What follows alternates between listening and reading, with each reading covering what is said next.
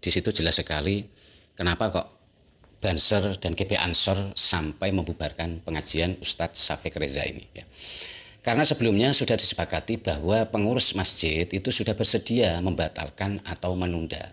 Sudah disepakati, tapi kenyataannya pengajian tetap diadakan. Dan Ustadz Reza yang katanya tidak diundang, tidak jadi diundang, tapi ternyata hadir juga. Ya, yang intinya adalah kami tidak keberatan kalau kajian yang akan dilaksanakan itu ditunda atau ditiadakan, ya, karena atas dasar permintaan memenuhi daripada teman-teman dari Banser. Jadi antara kami menyepakati untuk membatalkan, menunda itu. Dan di sini saya sangat miris ya ketika melihat fenomena seperti ini. Orang ingin ngaji, ingin belajar kebaikan, ingin belajar nasihat dari agama, malah orang-orang yang beragama ini yang katanya sama-sama muslim, tetapi malah membubarkan kajian-kajian itu. Kemarin sudah saya reaction. Ya, kemarin saya mereaction satu video yang dimana di situ solawatan, ya Rasulullah Sallallahu Alaihi dan lain sebagainya, membaca solawat-solawat sanjungan pujian kepada Nabi Muhammad. Tetapi di situ yang disuguhkan kepada pria-pria di sana, wanita berpakaian rok mini, ya, berpakaian rok mini, lenggak-lenggok di depan jemaah laki-laki, yang nabuh gendang, gamelan dan lain sebagainya, laki-laki. Nonton perempuan lenggak-lenggok pakai rok mini ketat. Kenapa bukan itu yang dibubarkan Banser? Dijogetin ilahana ya ilahana. Itu kan doa-doa kepada Allah. Tetapi kenapa digoyang-goyangin seperti itu? Dan Gus Idam bukan menghentikan. Jadi apa? Mereka senang, ya. Dengan tindakan itu mereka senang. Kalau orang seperti Gus Idam saja tidak bisa meredam perkara seperti itu, bagaimana dengan jemaahnya yang di bawah? Dan ini adalah bagian dari strategi dakwah untuk menarik orang, memancing orang agar mau datang ke sebuah pengajian. Bagaimana mungkin Anda bisa mengundang orang, mengajak orang yang hobinya nonton reog, hobinya nonton orkes, yang hobinya nonton kesenian lokal untuk datang ke sebuah pengajian? Mana mungkin mereka mau datang? Nah, jadi apa yang saya utarakan di sini sebuah alasan yang bisa diterima kenapa para kiai-kiai, gus-gus ada peristiwa semacam itu kok mereka seakan-akan kayak diam atau tidak memperingatkannya. Alasannya tidak seperti itu, bukan berarti mereka membenarkan atau mendukung. Karena memang hal seperti inilah yang jadi pertimbangan. Assalamualaikum warahmatullahi wabarakatuh. Bismillahirrahmanirrahim.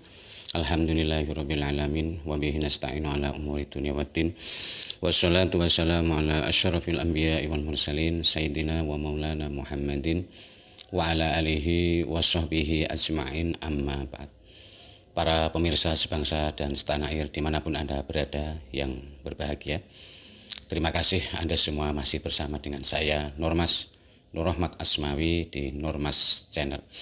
Pada kesempatan yang berbahagia ini saya akan menanggapi postingan video di channel YouTube-nya saudaraku Heri Pras yang berjudul Heri Pras bela Ustadz Syafiq Basalamah. Daripada ngaku NU tapi begini. Mari kita simak sejenak dulu cuplikan video Heri Pras ini.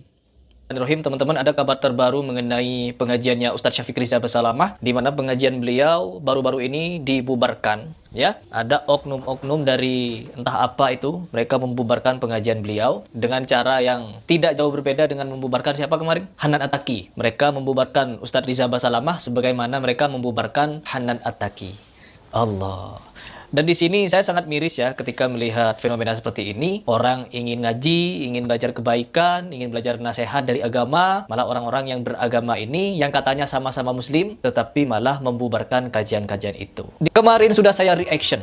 Ya, kemarin saya mereaction satu video yang dimana di situ solawatan, ya Rasulullah Sallallahu Alaihi dan lain sebagainya, membaca solawat-solawat sanjungan pujian kepada Nabi Muhammad. Tetapi di situ yang disuguhkan kepada pria-pria di sana, wanita berpakaian rok mini, ya, berpakaian rok mini, lenggak-lenggok di depan jemaah laki-laki, yang nabuh gendang, gamelan dan lain sebagainya, laki-laki. Nonton perempuan lenggak-lenggok pakai rok mini ketat. Kenapa bukan itu yang dibubarkan Banser? Kenapa hal seperti itu tidak dibubarkan? Banyak pengajian-pengajian yang sesat menyesatkan, tapi tidak kalian bubarkan. Seperti Mr. TM kemarin, itu sesat dan menyesatkan, tidak dibubarkan. Sampai MUI menurunkan fatwa kalau itu adalah menyesatkan serta menyalahi ajaran Islam, maka diproses oleh hukum. Bansernya kemana? Terus ketika Dr. Kiai Haji Syaiful Karim, doktor loh, Orangnya doktor, kiai, haji, Syaiful Karim. Itu juga sesat dan menyesatkan. Kemana Banser? Panji Gumilang, kemana Banser? Tetapi kajian kepada Dr. Syafiq Rizal Basalamah langsung sedemikian rupa. Allah. Dan tidak berhenti di situ teman-teman. Gus Igdam, yang kemarin Gus Igdam saya bahas, yaitu yang mencampurkan antara hak dan yang batil. Wanita-wanita nyanyi, goyang-goyang depan laki-laki. Malah jemaahnya tidak terima. Meskipun banyak yang nge-DM saya, memang benar Mas Heri itu salah. Memang benar itu campur hak yang batil. Tetapi mau bagaimana lagi? Karena yang nonton di situ garangan katanya. Hewan yang nonton. Sampai ada yang ngomong kayak gitu loh. Ya Allah. Dan baru-baru ini katanya harlah sabilu taubah atau apalah itu. Perempuan-perempuan yang pakai rok mini goyang-goyang di depannya. Dan apa yang dinyanyikan? Ilahana.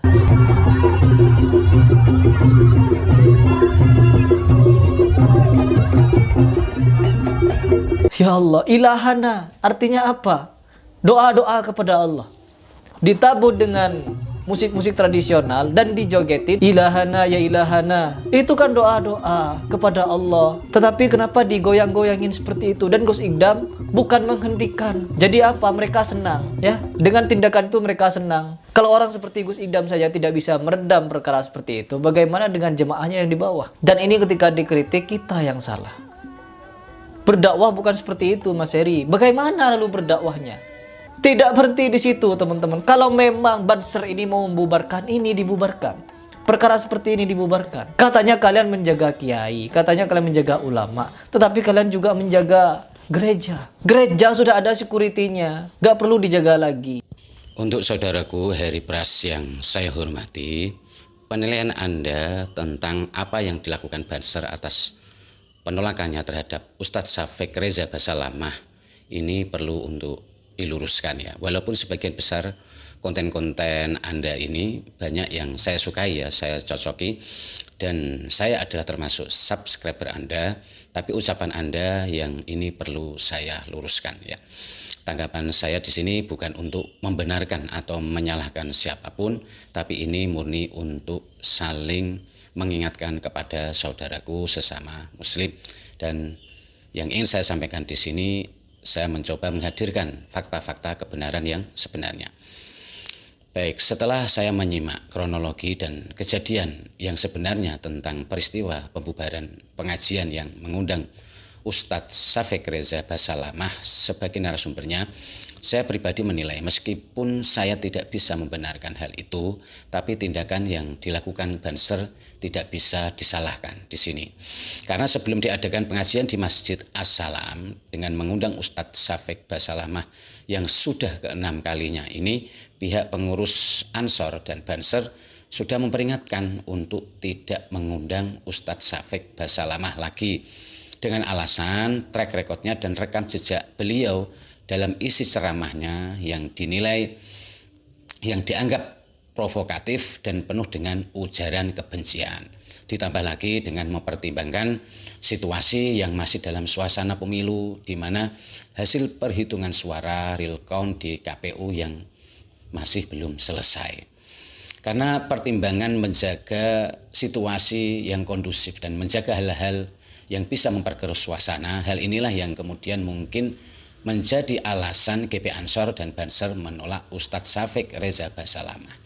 Dan peringatan ini pun sebenarnya sudah direspon oleh pihak pengurus masjid, yang akhirnya setelah diadakan musyawarah antara pihak-pihak yang mengadakan pengajian dengan pihak-pihak yang menolak pengajian, disepakatilah acara pengajian tersebut dibatalkan. Dan Ustadz Syafiq Reza Basalamah tidak jadi diundang. Tapi dikarenakan jaraknya disepakati itu dengan acara pengajian yang sudah mepet ya, cuma tinggal 1 hari, dan undangan sudah kadung disebar, sudah terlanjur disebar di media sosial, akhirnya di hari H tetap banyak jamaah yang hadir. Nah karena ternyata masih banyak jamaah yang pada hadir, inilah kemudian membuat Banser dan GP Ansor datang untuk membubarkan ya. Karena mereka merasa pihak penyelenggara sudah tidak sesuai dengan komitmen yang sudah disepakati bersama. Faktanya begitu.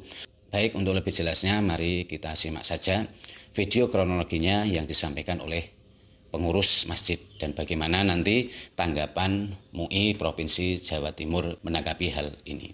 Pak, kalau boleh dipaparkan, kemarin ini pengajian yang turut mengundang Ustadz Syafiq Riza Basamallah ini siapakah penyelenggaranya? Apakah dari masjid, yayasan, atau seperti apa?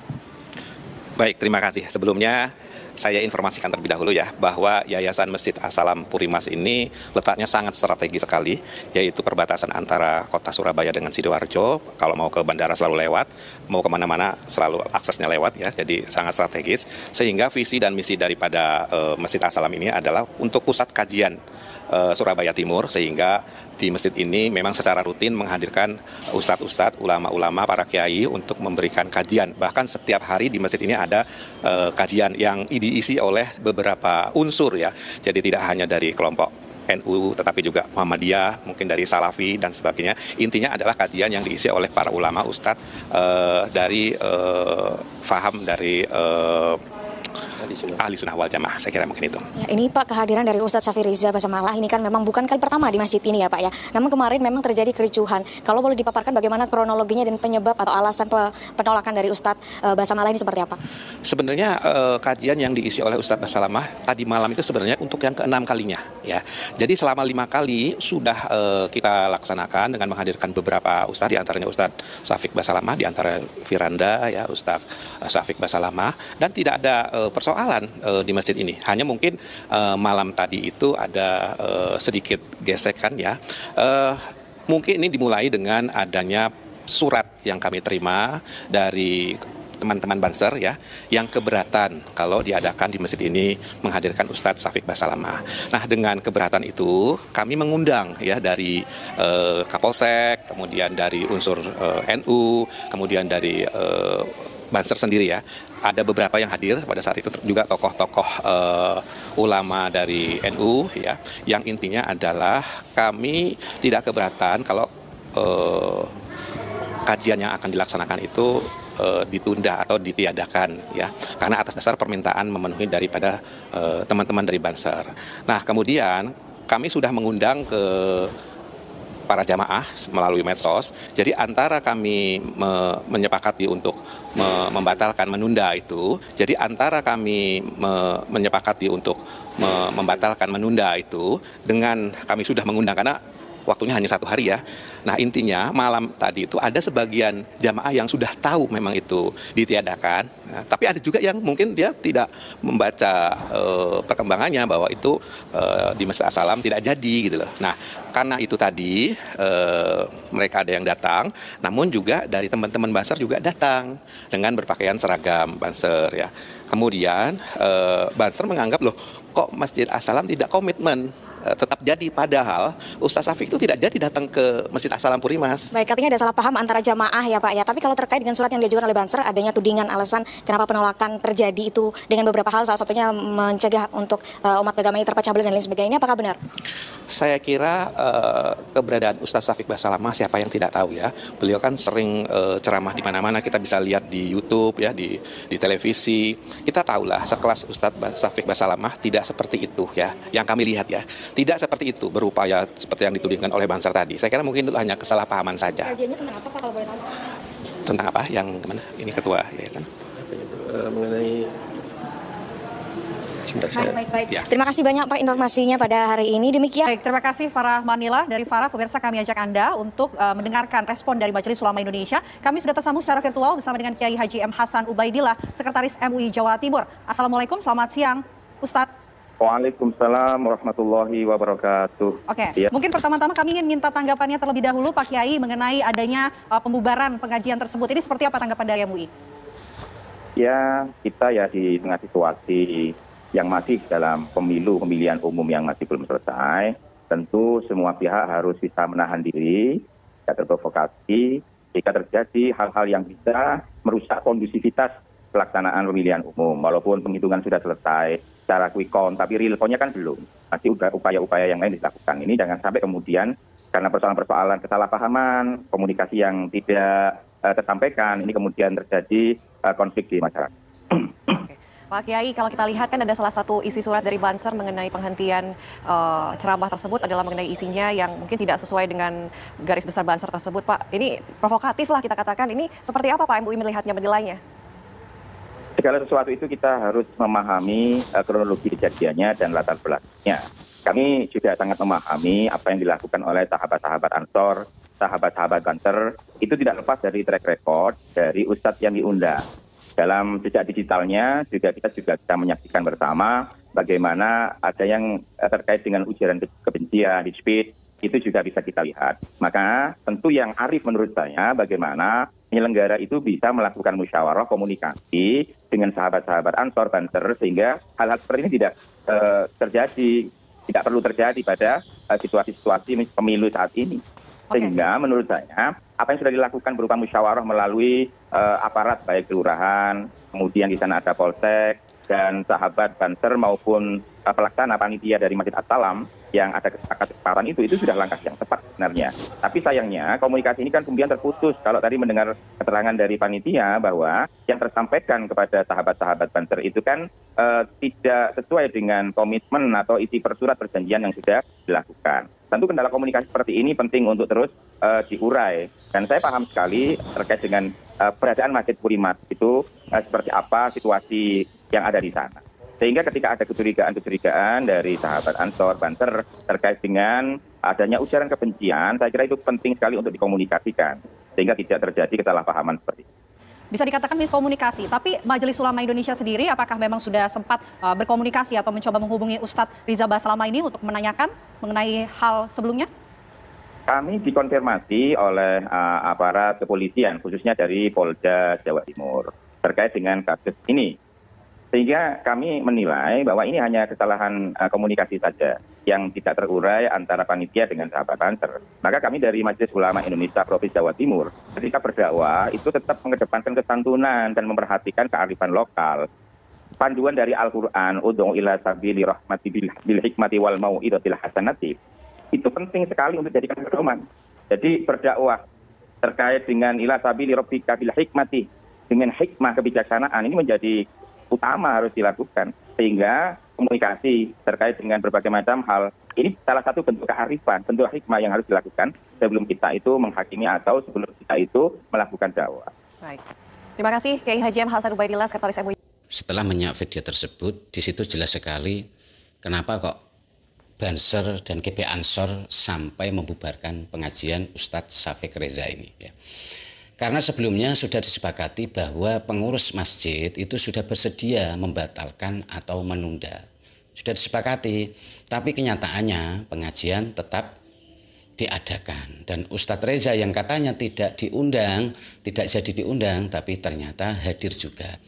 Jadi itu sudah jelas dan kita sudah bisa menilainya ya untuk saudaraku Heri Pras. Sementara mengenai pertanyaan Anda, kenapa justru pengajian Ustadz Syafiq Basalamah itu ditolak yang dibubarkan oleh Banser, tapi untuk acara pengajian yang isinya menurut Anda itu melecehkan sholawat atau doa, kok tidak dibubarkan?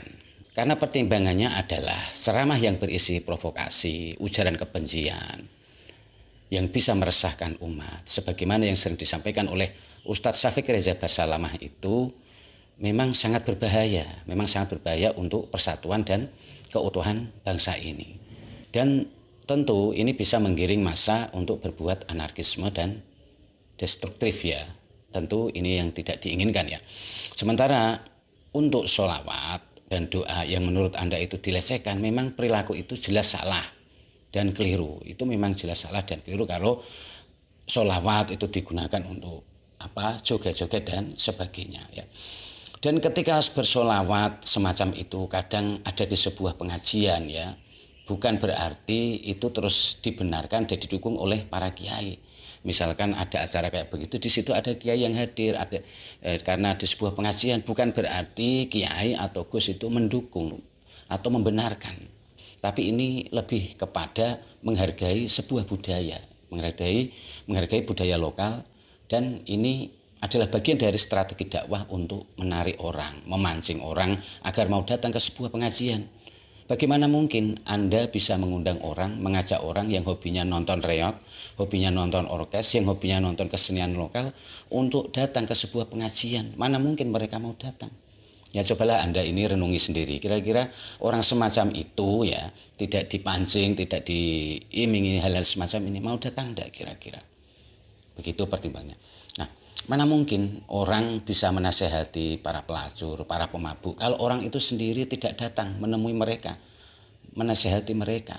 Sebagaimana yang mungkin dilakukan oleh Gus Miftah misalkan ya.